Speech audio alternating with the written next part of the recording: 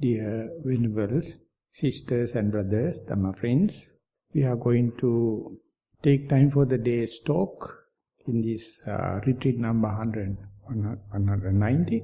May everyone settle down for the talk and give the consent with 3 times sadhu, sadhu, sadhu. Namo tasse bhagavato arahato samma sambuddhasse. Namo tassa bhagavato arahato samma sambuddhasse. Namo tasse bhagavato arahato samma sambuddhasse. Katame tayo dhamma pahatappa tisso tanhati ti. Dear venerable sisters and brothers, Dhamma friends, as we all know, we are in a residential retreat, full time. When we are in a retreat like this, specifically for 10 days, it's a significant value as far as the time is concerned in any measure.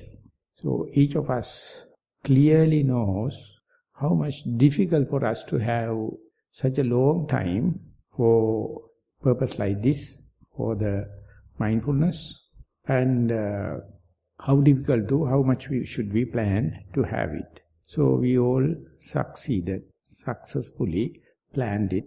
Now we are under one roof. That means we have one step ahead. And the strategies, the ways, the means we used to earn this time will not be enough, not sufficient enough to achieve the next step in this journey. So therefore, once we come here, after giving such a consideration and planning, we have to reappreciate and rethink about how should we allocate time, how much should be punctual to achieve this, the next stage.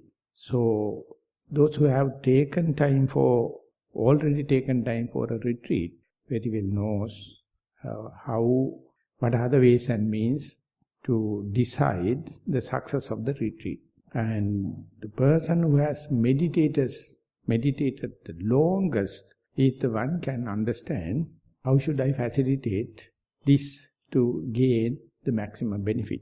So Buddha to be is the best. So he, after became the fully enlightened being, he gave a second thought from our point of view. Then he tried to summarize the most effective, valuable ways to facilitate the time we earn for this mindfulness. And that appears in the book of 5. Panchahi bhikkhave dhammehi anuggahita sammaditya cetopala vimuttiyādi cetopala vimutti samapattiyādi paññāpala vimuttiyāda paññāpala vimutti samapattiyādi. O monks, I understand there are 5 ways to facilitate, to achieve our final goal, and that I would like to teach you, share with you. What 5? The first and foremost thing for the rest of our retreat, most important thing is, the Buddha mentioned, the sila anuggahita, our morality, moral restraint. So we all know, we have taken 8 precepts as our moral code, at least. So therefore each and everyone must understand, we must adhere to the precepts or moral code, and that must be a norm, that must be the datum line upon which only we can go ahead. So therefore each and everyone must be thorough about the precepts each and everyone is adhering to, following. So that's why I mentioned in the question and answer session, if you have any doubt, don't make it a perplexity, entertain doubts. Instead, just raise the question and clarify it, because that is a kind of a book knowledge you must have, why one should have such precepts. So we had one Danish monk, and he became a monk. Previously he was a film director, And his father was an Italian, and that one day I was very happy to tell him, we are holding into and we are true to type our precepts, and therefore we have a very jolly good life, and we are very happy. We are not fighting with anyone. Non-reactional way we are going. He also a junior member or junior practitioner with us. He was very happy. But do you know, Bante, in Italy, there are very, very serious Catholic or some other sects, monasteries. They are very strict into their rules, and they are also not using any money. They are not even looking at females, not allowed to go there. They are going into the meditation. After the death, only the carcass can take it out. They can't come out. The whole life is there. And then he showed me all the monasteries, very nice, beautiful places with the gardening and horticultural on top of the mountain. And he told, due to my father, I know they are not using money. But they do not know why. But in difference is, you know why you should not, because Buddha has clearly indicated what are the disadvantages of usage of money. So imagine how much they will be happy if you can share with them, communicate with them and tell them, you see, we are also not using money, you are also not using money, we both are happy, very simple people. But I know, as a Theravada monk, Buddha has clearly indicated. So you also adhering, but how much will be more beneficial for you to know why it is. So likewise, but he told, his remark was, the last thing happen on the earth will be communication, you with them, because you are living in two different worlds. No communication. The point I am making is, even if you are adhering to the precept, if you do not know how it facilitates your next step, you won't reap the highest benefits. So you must know why this rule is. There is utility value. There is no aesthetic value there. There is no any other mystic value there, a realistic value. So therefore, first and foremost you must have precepts. That precept, you must know why you are taking. It must not be a burden for you. It must not be a reason to be doubt or entertain doubts. Don't think it is something imposed like commandments. You have to clearly understand the precepts or moral restraint and commandments. Literally, difference. Organically, difference. Purposefully, difference. There is no fear involved here. You are the one accept it. You hold it just like a garland to beautify your journey. It is not someone coming superimpose upon you and interpreting upon you. No. So therefore it must not be a burden, and you must know the reason why the Buddha interpreted it,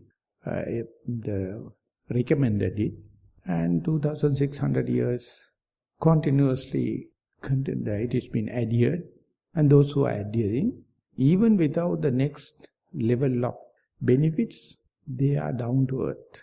They are very, very simple people. So if you also wish to be a simple, humble person, one part of it is to go away with the things which is not belongs to you. Even the Jesus mentioned, the things belongs to King George, please give it to King George. Money is not belongs to us. It belongs to the finance minister or the governor of the central bank. That's why they have put their signature. So give them. Then only the happiness. Then only the happiness. Then only the renunciation. So precepts is not only money. I am taking an example. Each and everything you must understand. That very understanding is it is giving a kind of a preparation of the mind. You go prepared with this mindset. So it must not be a mistake. It must not be something imposed upon you. At the beginning may be, but there's a reason for you to ask questions and to verify it and how it helps facilitate, according to the terminology of the Buddha, to the next step. So first and foremost, please remember this is just a briefing, the precepts. The second thing is what we are doing now. You have to listen to the Prince teaching. Not that you are unlearned people, not that you are illiterate people, not that you are not the people of knowledge. Definitely you all are. But when we are practicing, there should have a brushing of your knowledge leading to the next stage. That means get rid of all the other nonsense, all the other knowledges for the moment, and just listen to the prescription and the instructions of this series of medicine. Just like you are in a residential hospital. So doctor will come and tell you the prescribe this thing, and the nurse will come and tell you, take this pill 3 times a day before the meal.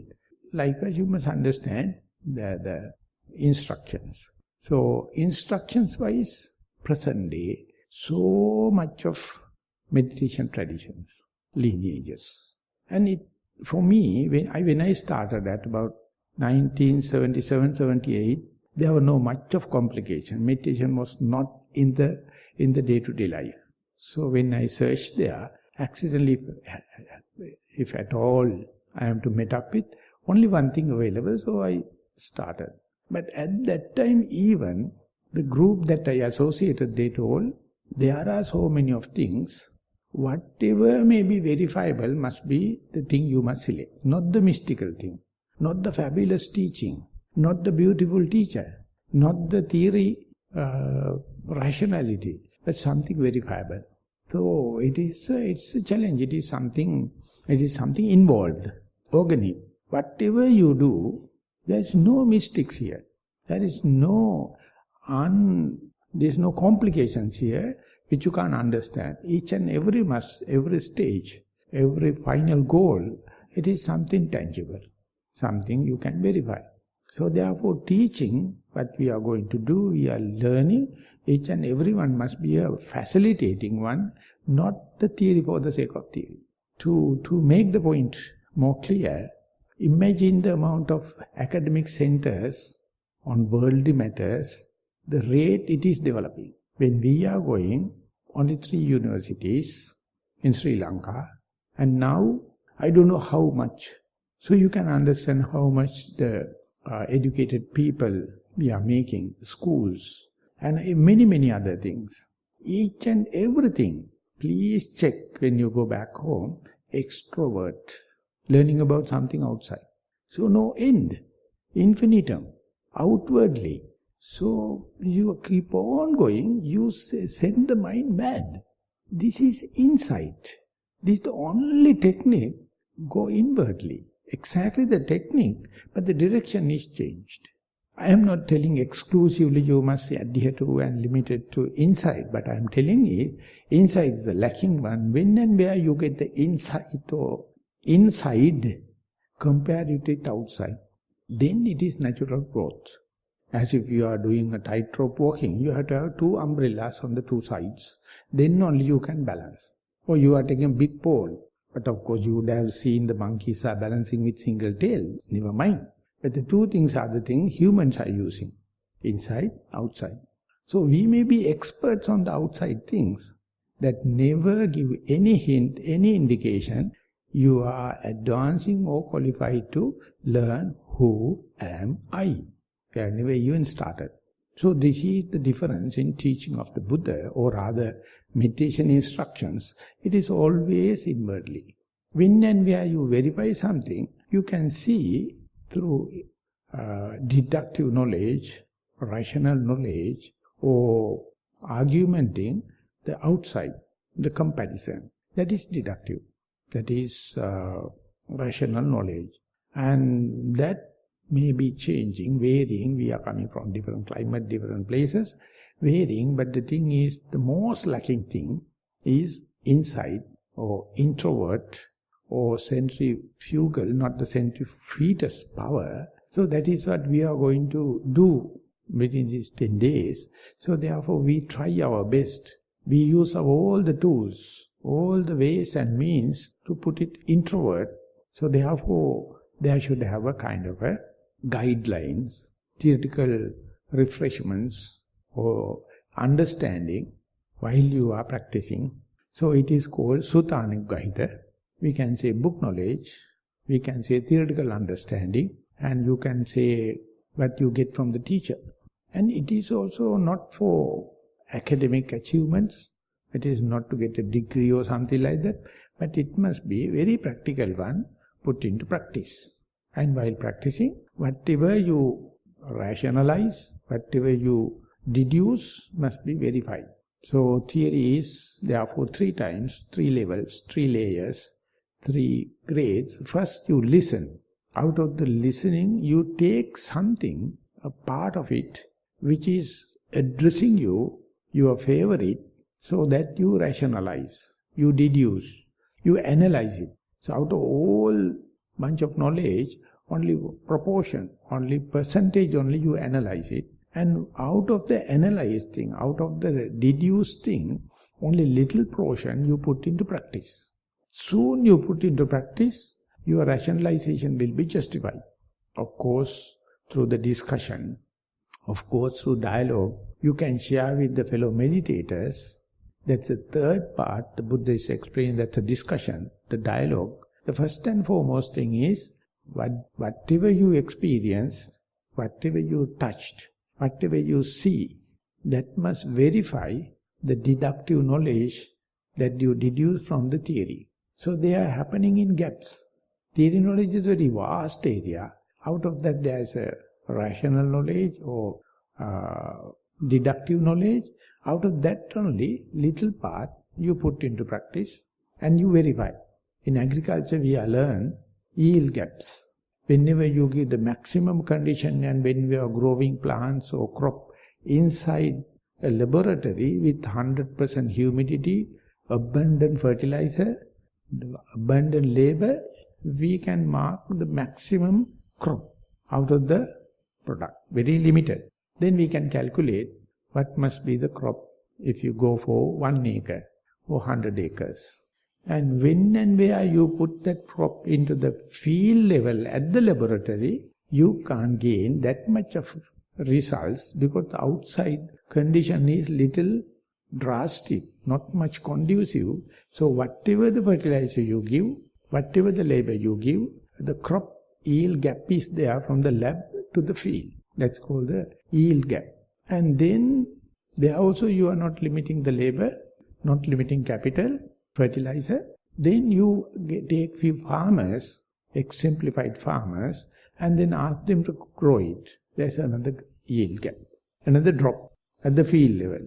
So after collecting all the 2 yield gaps, calculation has to go. What will happen if it goes to normal farmer? Will there be any improvement from their traditional varieties?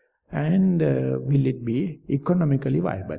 So always we have to think about 2 yield gaps. Likewise in the meditation also, when you are practicing and whatever you experience when you are going to put into practice among the meditators within the retreat, there will be some loss. And from the retreat atmosphere, when you go back home, another loss. So it's a theoretically valid things. So therefore, whenever you are listening, talks and kind of thing, and when you put into practice, the verifiable part, when you have the direct touch, indicate how much you are progressing. But the most important thing, the third part is, if you can't report it, no use. So their communication is the one galvanizing your knowledge and reinforcing your knowledge. Whatever you experience, you must have the ability to report short to the point and short and sweet. So it is correcting your language, it is correcting your presentation, it is correcting your grammar. So therefore, whatever the skill you have on these fields, now you have to streamline to the direct experience related to the basic instructions given, how much I experience and how much I can reveal it, how much I can express it, how much I can articulate it, and that part may be the most challenging part in the retreat. Because the experience-wise, we are well off, better off. But what should be right, what should be expressed, we have so much of ignorance. Knowledge-wise, theoretical and practical experience-wise, there's a much appreciable situation. But how to express it, or express short to the point, everyone like born again children. Everyone like just newly born beginners. To make the situation ease, or to tell the better part of it, Upandita Sayadaw, one of my teachers, he says, if the practitioner is practicing and still, if he or she can't express or give a good report, 100% bad marks go to the teacher, not to the practitioner. Because there is no such a course on the earth. How to express my experience? Always we are cheating. Always we are exaggerating. Always we are gloss over. Whole world is completely finished by information technology. Killed. What we are expressing is not what is happening. Always we are adjusting, you are bending the truth, beautifying it, so much so, ultimately you miss the bus. I have to listen 3 times at least to get the message. It is just marketing. It is just marketing. So those who have taken so much of steps and gone forward, they will see they have to completely de-learn the process, deconstruct the process. Short to the point, innocent, as it is. So that language you are using in the dialogue, so always we have, but we never use it because the world is cheating. More you learn, more you become aged, you are more cheating when compared to children. So therefore, as far as this dialogue or the discussion is, it says, you must develop the beginner's mind, just tell what you experience, not what it should be. Not that you edited, not that your commentaries, the direct what happened. Whenever such a direct communication happen, we develop kind of a brotherhood or sisterhood, feel like we are in the same family. We are talking the same language. So when that happens, the comprehensive or collective energy pushing you towards the main goal. So therefore, when the dialogue happens very efficiently, when the discussion happens very efficiently, everyone gain the results. Even one person, if he or she can exactly explain, this is my object of meditation, this is how I advert my mind into the object, and this is what I experience. Only 3 things. No nonsense, no cock and bull stories, no gossiping. This is like a legal document at the court or scientific reporting in your PhD thesis. So, therefore we have to always understand the communication aspect, what we call dialogue, we call discussion. That discussion, whenever everyone learn how to express as it is, as if the Buddha is coming to the center of the discussion. It's so lively. So much so, it says, if a nice discussion happens or dialogue happens, you get the whole body exercise. Your whole body and mind become fully massaged or sauna bath. Only very rare exercises we have to get the whole body, horse riding, swimming, or climbing a coconut tree.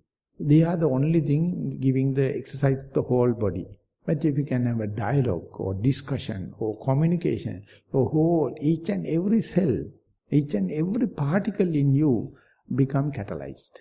So therefore, the third aspect is, the Buddha says, Sakaccha Anuggahita, dialogue, the discussion. So you must try your best just to let others know, just what experience, what comes to know.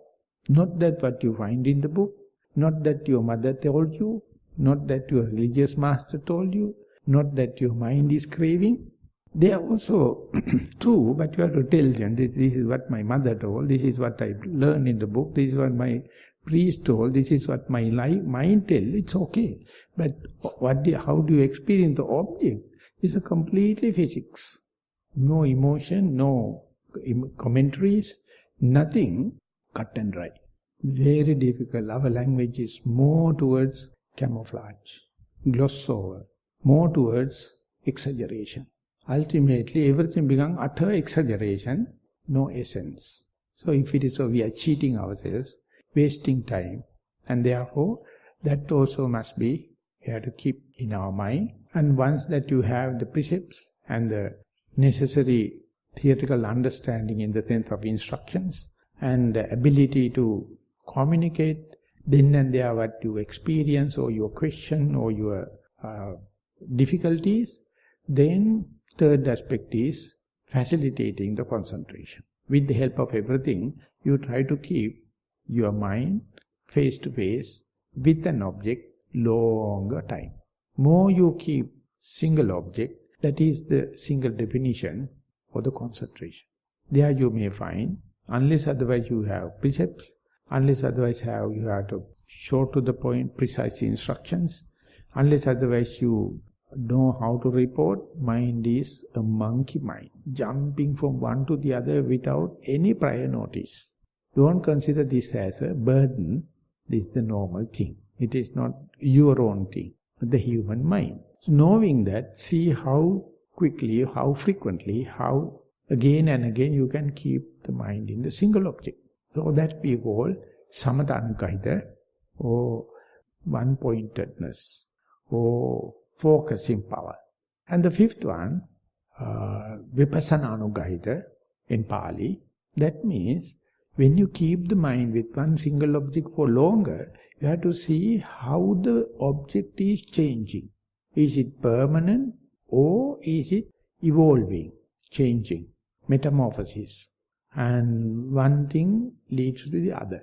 So, critical looking at the object and observing the very thing help you to be concentrated is what we call insight. So therefore you are not love the object. You never expect object to be permanent and lovable and self. You just see even that very object you selected to keep the mind calm and quiet. You are observing the very object, whether it is changing, whether it is evolving, whether it is metamorphosized. The day you report it, you become acrobat. You learn how to play acrobatic. So it is such a difficult thing. So that is why the last thing, so therefore it is not the mere matter of keeping the object with longer time. Even after that you have to have a critical outlook towards that object, how frequently the object take different shapes, change into different manners. So the convention of shapes and the convention of manners, then your mind becomes completely working, your whole brain is working.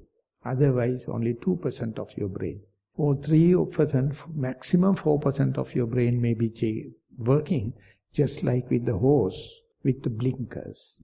Your mind is focused to some particular specialization, all the others are completely dead and gone. Not that dead and gone, they are benumbed, freezed. But whenever you are observing the object with such a sharpness, the very object help promote one-pointedness. You are looking at the object, is it exactly the same throughout? Or that very object itself changing the shapes and the manners. So, how difficult to express that in your interview report. It is not so difficult if you go prepared.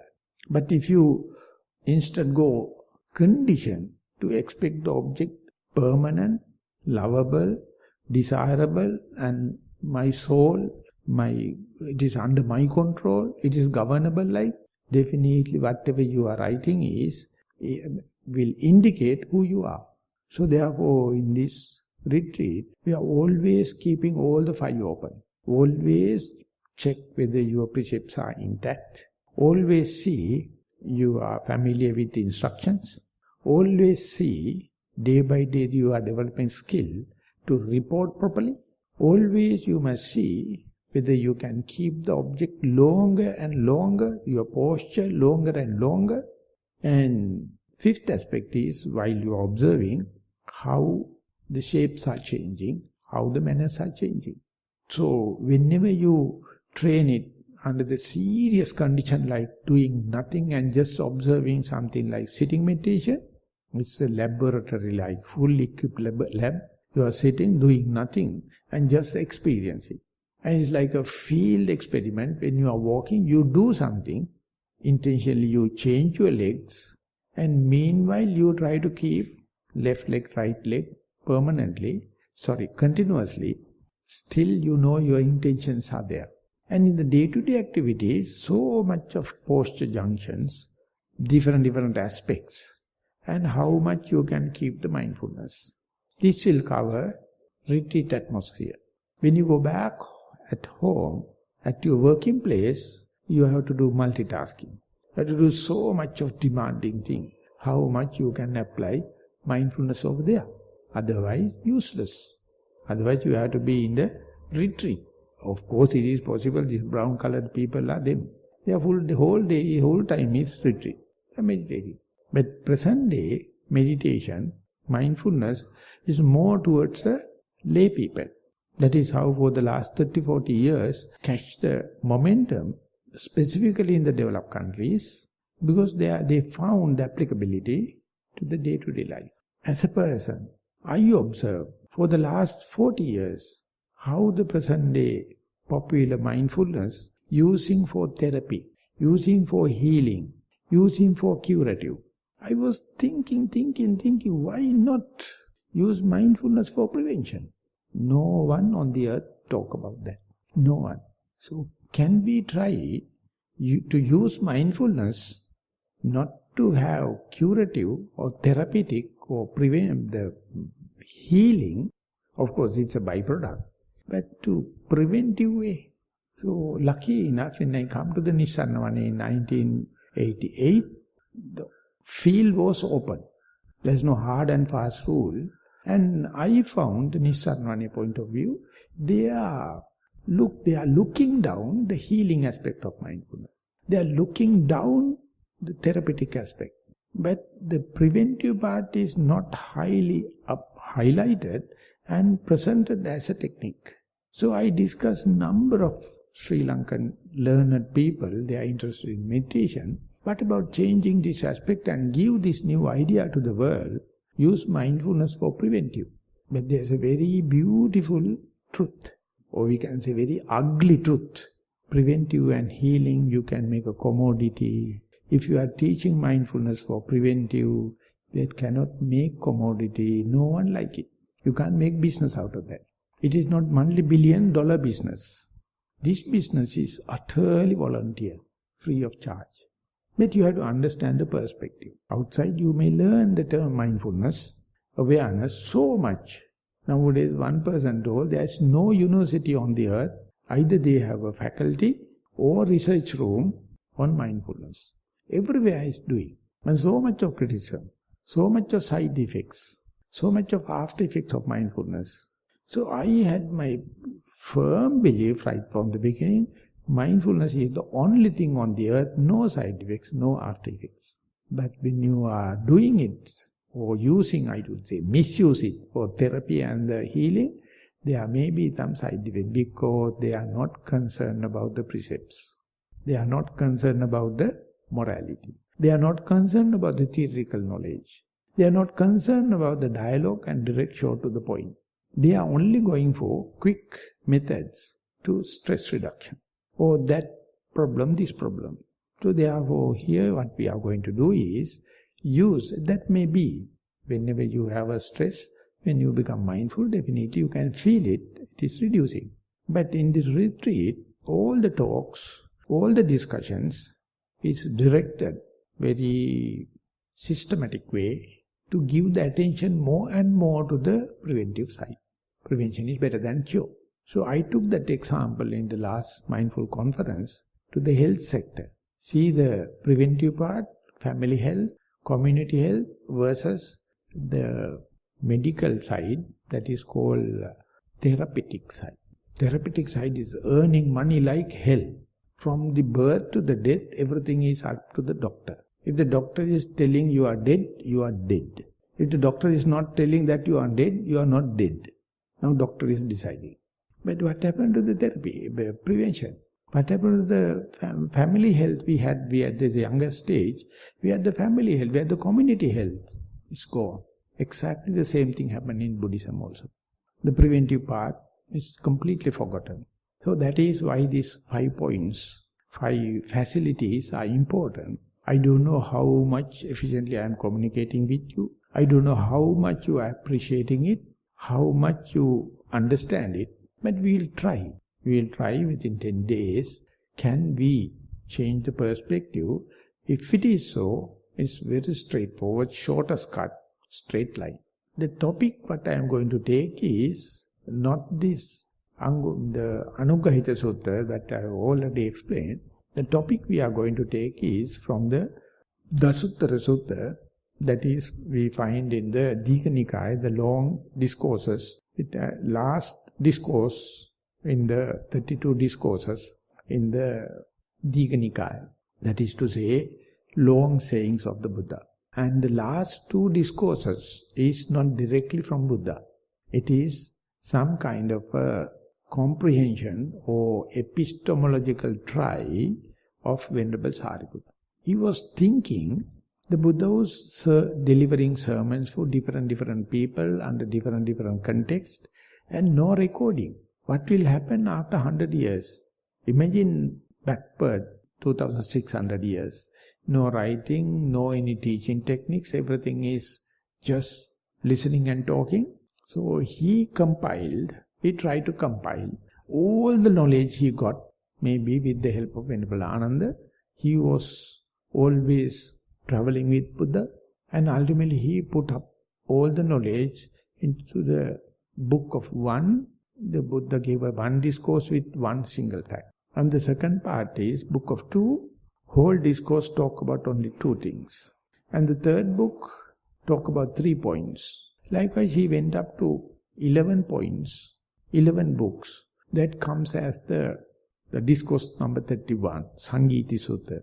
That gave the draft, or that gave the skeleton for the first synod soon after 100 days of the great demise of the Buddha. Before the Buddha's great demise, Venerable Sariputta passed away. But his discourse was there. He told the teaching of the Buddha, the knowledge can be summarized, book of 1, book of 2, book of 3, book of 4.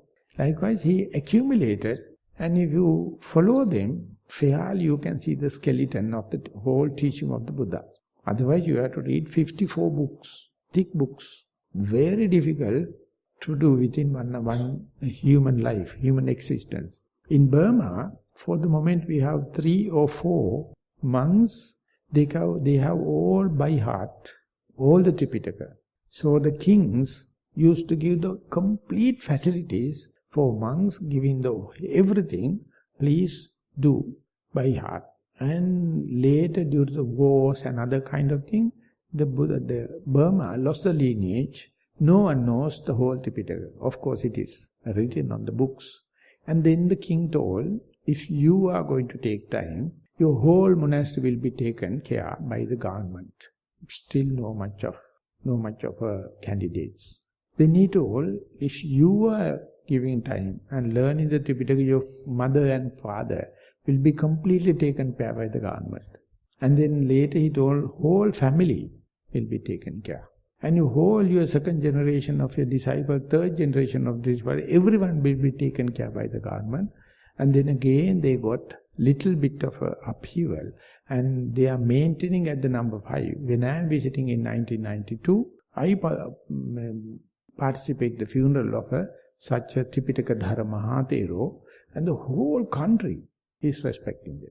Before I leave, there's a young monk appeared as a Tripitaka.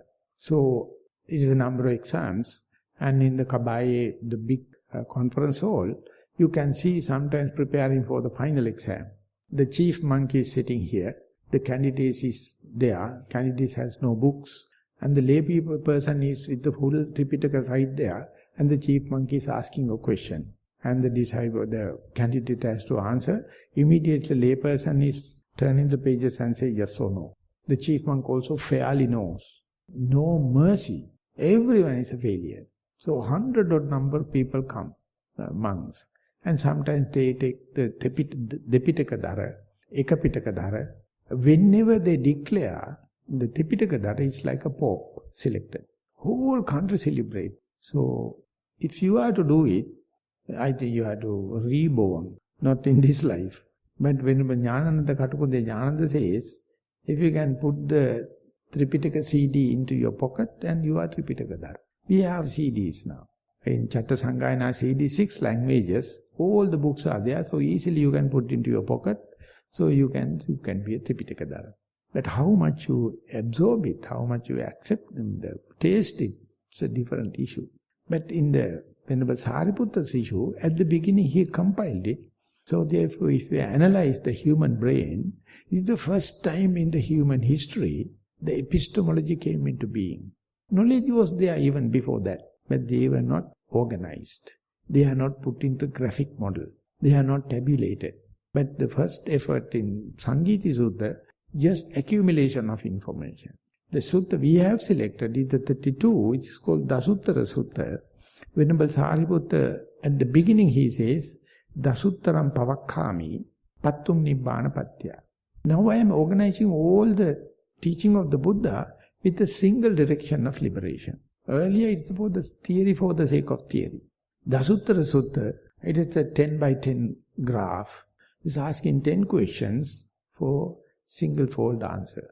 Another 10 questions for the double fold answer. And another question for three-fold answer, up to the 10. So therefore, if anyone wish to understand, comprehend what is the teaching of the Buddha specifically on the Sutta Pitaka, please go through it, and if you can understand the essence, the crux, the pith of the teaching of the Buddha. As far as the singular retreats are concerned, now we are on the book of 9. But as far as the English medium is concerned, now we are on the book of 3. The question in the book of 3, of course it is systematic questions. Venerable Sariputta is asking from the congregation of the monk, what are the 3 things one should be abandoned? The Buddha has taught somewhere to someone, there are 3 things you must get rid of, abandon. So Venerable Sariputta himself is asking, O monks, O dear fellow meditators, O Dhamma brothers, what are the 3 things Buddha taught us to get rid of? Then he says, Tayo Tiso Tanha, 3 kinds of cravings, greediness, 3 kinds of desire. So this must be the topic of our series of talks. But you know, whenever the Buddha explained 4 Noble Truths, first he explained the truth of suffering. And then second truth, he said the single fold proximate cause for suffering, that is desire. So we are fighting, we are declared fighters for desire. But we can't comprehend it. So to make the task easier, the Buddha himself explained the desire in 3 tiers, 3 layers, 3 degrees. Kama tanha, bhava tanha, vibhava tanha, sensuous desire, or desire for existence, or desire for non-existence. 3. So then the task is sizable, otherwise incomprehensible. For example, the desire, greed, we call theory of gravity, theory of attraction. So they are very famous things we learn in the school. Theory of gravity is, earlier it was a science subject, now everyone knows. According to the Sir Isaac Newton, if you put a stone up there, it will pull back as a gravity. Likewise, each and every person adjusts their life according to their own desire. Desire can explain each and every action from birth to death, morning to evening. So, as far as we are living within the orbit of the earth, can we think a place where there is no gravity? Impossible. So we accept it. We accept gravity is something basic thing. So therefore each and every person accept desire is the motivation. Through that only everyone continue their life. But the teaching of the Buddha is you can get rid of it. So it is like how to live in the world within the orbit of earth without gravity. So therefore, before the aeroplane started, before the other things we can go away from the gravity comes, we knew We are living in the gravity, we are in the deepest bottom of the ocean of air. We can't live without that. But what will happen when you take a plane? The plane is going up without falling, and when it goes to the 33,000 up there, the gravity is different, air pressure is different, everything is different. So therefore, soon you go to the plane, they will tell you, this is what it happened. So you can go up to that there, and you can experience and safely come back. Whenever astronaut goes beyond the gravity level, they find within the universe or within the galaxy, gravity exists in a very, very limited places. Vast areas without any gravity. So we think gravity is a must, 100% from morning to evening. But whenever the astronaut goes out, he sees the gravity exists in a very thin layer of a very big outside objects like planets and other big objects. But soon you go out of that, no gravity. So can astronaut come and tell us, hey, you guys are idiots, you all are foolish, you all are darkness, you are living in gravity, you don't know when you go out of there, no gravity. Then we will say, he has gone crack. And he will think, we are crack. There are two things, it is existing things. Within the world, not less than 4% of the area experience gravity. All the other areas is just space. No even molecules of air. No gravity. The world is, galaxy is such. But our knowledge is limited to the earth. We are fighting to get this country and that mine and this mine, mining the country, and we are fighting. We don't know when you go out of the galaxy, out of the orbit, there's no galaxy, no gravity. Likewise, if you go out of and see, you can see the frog in a well, like we are utterly thinking within the gravity. But physically, if you can go out there, you can see the outside, gravity is something artificial. Natural thing is no gravity, nothing to hit against. So when you go there, relatively you don't know whether you are moving or not, you are rotating or not, because to be compared, nothing there. But here, each and every movement, we have immediate comparison. Relatively, moving forward, moving backward, east, west, turning, everything is there. Because our knowledge is limited to earth. And within that only we have the politics, we have the property, we have the socialization, civilization, everything. But if you go out, it's a different story.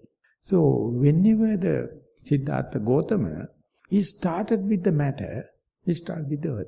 And he comprehended it, went through it utterly.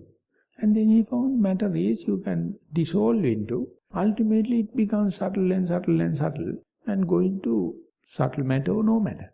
Still not, he is not mad. He is not something abnormal. So those who have gone to matter to antimatter or no matter, every time they go crazy. They can go schizophrenic. They can be bipolar, disease. Because we never think we can comprehend any place. The matter you can see through, it can completely dissolve. So in a meditation retreat within 10 days, can be, look at one thing, observe it till it disappears. Still you are not mad. You can again come back and again start it. It is scientific because you can check it everywhere. Once you have done it, any person can do it. So whenever such a one thing appointed, like a breath or left and right or rising and falling, consider this as a part and parcel of the materiality and look at it. More and more you look at it, you can see evolution of the very matter. Our mind is rejected. Our mind is not happy to see the change of the pivotal point, change of the reference point, change of the crux. Then we feel threatened. We feel baseless. So we go crazy. So this is an example, parallel example. So likewise, our desire, greed, the Buddha put into three: the sensuous desire, that is to have nice sceneries, sounds, entertainment of sounds, smells, taste and the touch. So no one on the earth died happy and saturated with these five. Whatever the effort you do, at the death, there is a vacuum. I have to see in some more dramatic, visual, 3D things. Whatever happens, we take chance to look at it. And whenever you are seeing, you have no chance to entertain music. Your seeing is, whenever you become a seer, you cannot be a hearer. The seeing faculty is destroying everything. So therefore music is, or ear is waiting till the eye is not domineering, and then we become a listener, entertain music, whatever it may be. And then only then, the smell can take a chance. Then only taste, and then the touch. So these five are fighting like vehemently, fighting each other. And we mad people call all the five as myself. If you know these beasts, how they were killing each other, how they are domineering each other, never at peace. So therefore the Buddha says it's like a wild animals. You catch from the forest and tie them, and everyone tie together. And then the most powerful animal, if it's a crocodile, it will pull everything to the water. If it's a jackal, it will pull everything to the carnal ground. If it is a dog is going to powerful, it will pull you into the village. If it's an eagle or big bird, it will take everything to the air. If it's a big fish, it will put in the water. So if the Buddha is asking, where is the peace of mind? It's utterly frustrated, it's utterly tension. Because these five animals have their different domains and different feeding habits. No control, no bookkeeping. Please, no bookkeeping. The day you going to keep the book, you find you are crazy. You will start to run in midnight as if you have seen a ghost. That's why we lock the doors at the 10 o'clock. Otherwise, we are accountable for you. And this monk, of course, ran away. He ran away. And early morning when we are finding that man missing. So we are answerable to the embassy, not to the Buddha. They will come and ask that you must be taken responsible. If you are the meditator, you must be sleeping person, must get up in the next morning. But you see a ghost, you run away. Don't get mad, don't go mad. This is normal in the meditation center. Where else we can expect it? So therefore, when and we try to touch the subject of sense desire, it becomes private and confidential. No one is happy to share. That's my privacy. But here when we are writing interview reports, we don't care, we just write. We just write. Whenever I apply my mind to the breath, the sound came and disturbed, the visual objects came and disturbed me, other physical objects came and disturbed me, smells, tastes. So you find it, they appear like criminals now. In the day-to-day activities, if you see and hear, it appear like an entertainment. Now whenever you selected one single object, all the other objects appear like an enemy. So best thing is to keep a book or bookkeeping. There you can understand what to fight. No one at peace. Never. Nowhere. Oh, this is the mad world. So can we comprehend within these 10 days or within this life? It's a big question. But anyway, right from the beginning, if you know your magnanimity of your task, just let the mind to play hell. Just keep an eye. Just observe. So, who is the observer? Who is the dancer? I look at myself. My mind is looking at myself. So, this game, can a third person come and join? Unless otherwise he is much advanced, other person only can mess the situation. Still, without an advanced yogi, this particular person also very difficult to sort it out. So therefore we claim like we as the beginners, just learners, give a chance. Observe as much as possible. Don't deny any piece of information. Don't interpret it. Don't react it. Then you can understand that desire. If you can cut into 3 layers, sense desire, so desire to exist and desire to non-exist. So you can leave aside the existence, the desire to exist and nothing. You just see sense desire. That the test for that is we call renunciation. When we at home, When you back at your place, you have already multiplied visual objects, televisions, sceneries, indoor decoration, outdoor decoration. So mind is completely bewildered. And music-wise, you have Dolby music, and you have the stereo music, Western music, Eastern music, rock music, jazz music, so much of things. Smell-wise, so much of things, very expensive. And the taste-wise, morning different meal, daytime different, and evening something, and in between you have short eats and drinks and hot drinks and so much of it. As far as the furnitures are concerned, and different comfort, you see the day by day models of the cars.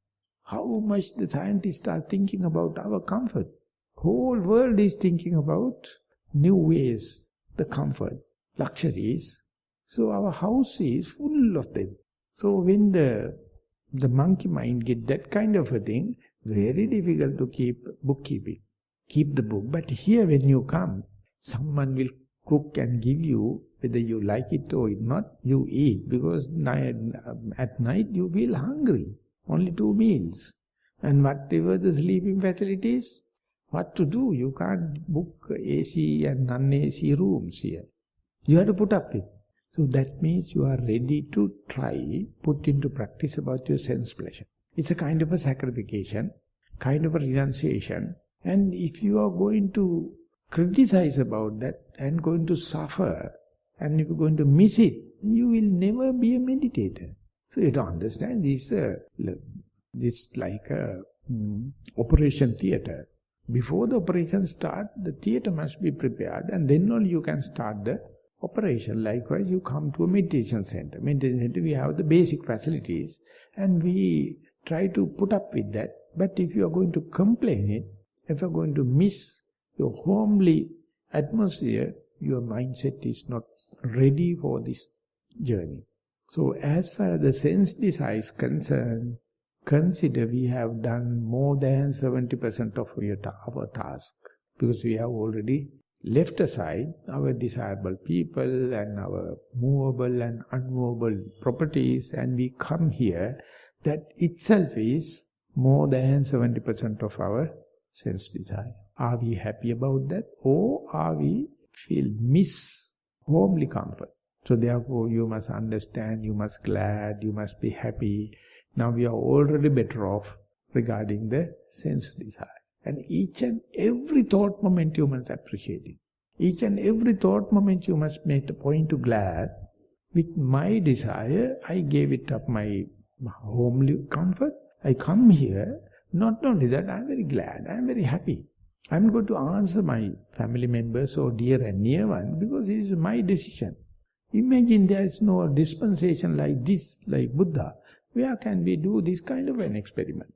We don't have that much of knowledge. Lucky enough we have, and we take a risk.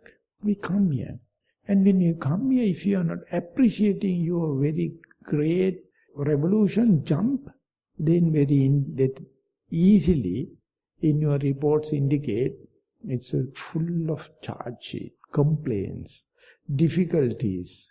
That means you are not ready to appreciate what you already have done, already have achieved. So this is a very clear sign. If you have a good preparedness or good knowledge about the sense desire, and still if you are not happy even inside the meditation center or retreat, that indicates your perspectives, your viewpoint is not correct. So when we are planning a meditation center, we have to put everything into consideration. We have to have basic needs. We have to have basic requirements, but not princely or kingly or facilities. If it is so, you will not go back after 10 days, because everything is free. So it will be a hell of a problem to chase you out. But now no problem, because the 7th day onward you are waiting to go back and have a dinner and have a nice sleep. We are assured. So therefore how much you are appreciating what you have done indicates who you are. That indicates how much you know the trap of the sense desire, and physically we have done it. But mentally are we appreciating it?